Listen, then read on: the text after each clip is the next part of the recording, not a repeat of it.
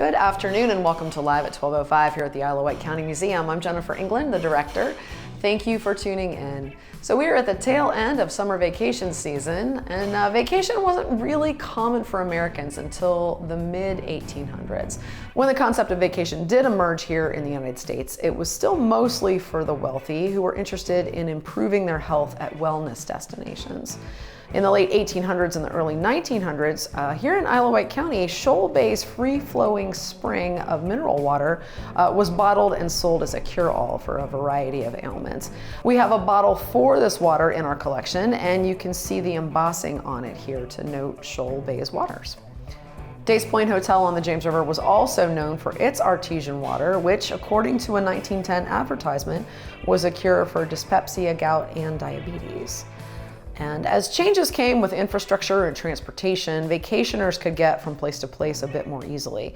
Railways enabled people to connect with seashores and mountain resorts, while regulated time off and paid holidays, a concept that started during the Industrial Revolution, gave people the opportunity for an actual getaway. And of course, the rise of the automobile gave people the freedom to travel at their leisure and visit attractions and stay at different places day after day. In our area, and with the opening of the James River Bridge in 1928, connecting Isle of Wight County to the city of Newport News, this made movement even easier. So instead of a ferry or a steamship, motorists could grab their maps and just drive themselves across the James River. Post-World War II, the 1950s brought highways and commercial aviation and credit cards, so all of these really cemented the concept of the road trip. Developers caught on and they built roadside camps and cabins and hotels and roadside attractions for travelers to stop at along the way. Travelers through Isle of Wight County could stop at the little log cabin near the James River Bridge at Bartlett. Once the James River Bridge, along with the Crittenden and the Nansemond-Godwin bridges opened, they were served by privately built roads between Newport News and Churchland. So at the branch of these roads at Bartlett, the intersection of Brewer's Neck and Carrollton Boulevards today, there was a motorist haven that was built in 1926. The log cabin was a gas station and a restaurant, and it featured a modern restroom, a soda fountain, and refreshments for both you and your car. The aforementioned Days Point Hotel was built in 1902 with 20 plus rooms and a wraparound screened-in porch or two. It opened each summer, and it was a comfortable and relaxing place serving fresh fish, seasonal produce, and homemade ice cream. The hotel made extra money by bottling and selling its miracle waters, and the bathers, of course, could enjoy refreshing showers from the well's overflow. The James River Bridge Hotel opened in 1937 at the southern end of the James River Bridge in Carrollton. The hotel itself had 12 bedrooms, a couple of baths, and also screened-in porches upstairs with a kitchen and a dining room and a couple of other facilities. It also had a couple of cabins that were separate from the main building.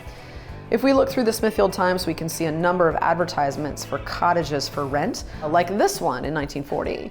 These cottages in Rushmere were advertised with close proximity to a dance hall. And this 1948 advertisement for the Hardys in Rushmere offers up cottages, boats, dancing, bathing, and fishing, and of course all kinds of tasty food. We have a postcard in the museum's collection from the Hardys.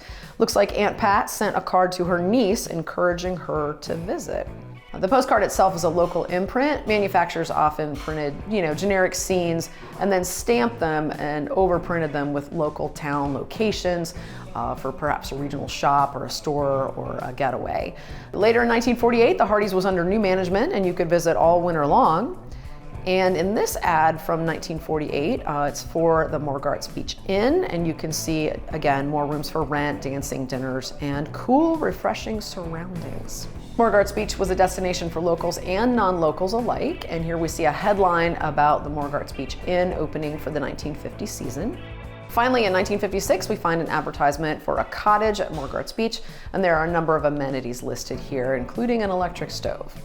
Vacations, of course, can happen throughout the year, so whatever your vacations have been, perhaps this summer, wherever you have traveled to sample artesian waters or maybe visit a roadside attraction like the world's oldest ham, Isle of Wight County is a great place to visit, and we look forward to having you here very soon, if not sooner. So thanks so much for tuning in today for a little discussion about summer vacation, and we will see you very soon. Take care. Bye-bye.